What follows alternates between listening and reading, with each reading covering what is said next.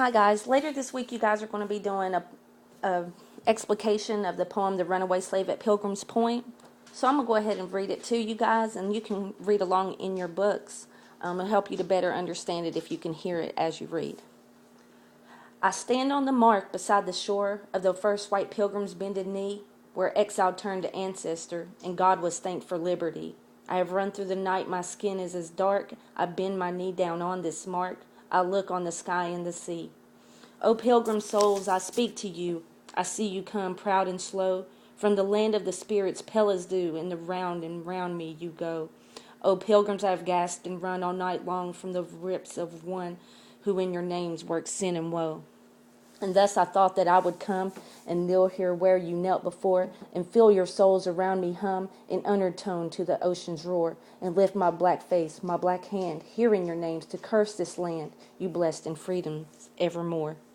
I am black, and yet God made me, they say. But if he did so smiling back, he must have cast his work away under the feet of his white creatures, with a look of scorn that the dusky features might be trodden again to clay. And yet he has made dark things to be glad and merry as light. There's a little dark bird sits and sings, there's a dark stream ripples out of sight, and the dark frogs chant in the safe morass, and the sweetest stars are made to pass over the face of the darkest night. But we who are dark, we are dark. O God, we have no stars about our souls, and care and cart our blackness shuts like prison bars. The poor souls crouch so far behind, they never a comfort can they find by reaching through the prison bars. And did we live beneath the sky, that great smooth hand of God stretched out on all his children fatherly to save them from the dread and doubt, which would be if from this low place all open straight up to his face into the grand eternity.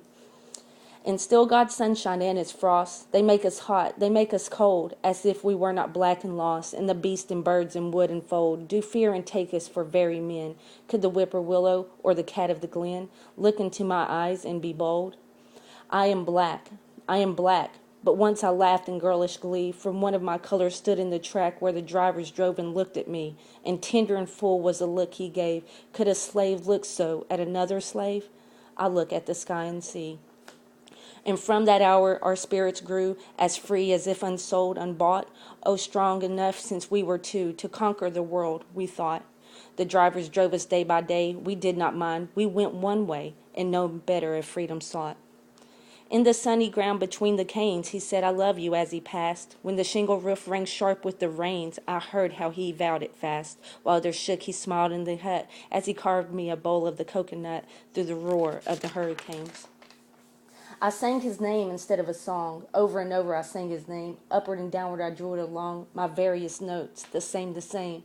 I sang it low that the slave girls near might never guess from aught they could hear. It was only a name, a name. I look on the sky and the sea. We were two to love and to pray. Yes, two, O God, who cried to thee, though nothing didst thou say. Coldly thou sattest behind the sun, and now I cry who am but one. Thou wilt not speak today? We were black. We were black. We had no claim to love and bliss. What marvel if each went to rack?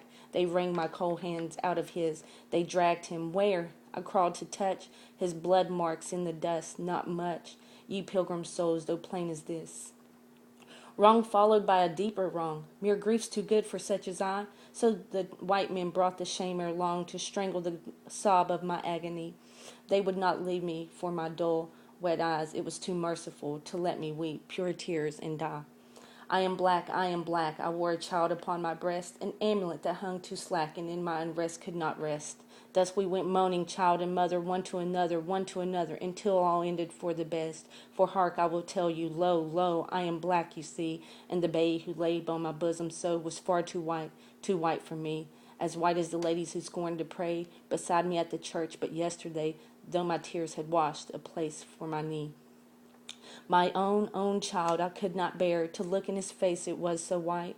I covered him up with a kerchief there. I covered his face in close and tight, and he moaned and struggled as well might be, for the white child wanted his liberty. Ha ha, he wanted the master right. He moaned and beat with his head and feet, his little feet that never grew. He struck them out as it was me, against my heart to break it through. I might have sung and made him mild, but I dared not sing to the white-faced child, the only song I knew. I pulled the kerchief very close. He could not see the sun, I swear, more then alive than now he does, from between the roots of the mango where, I know where, close. A child and mother do wrong to look at one another, when one is black and one is fair.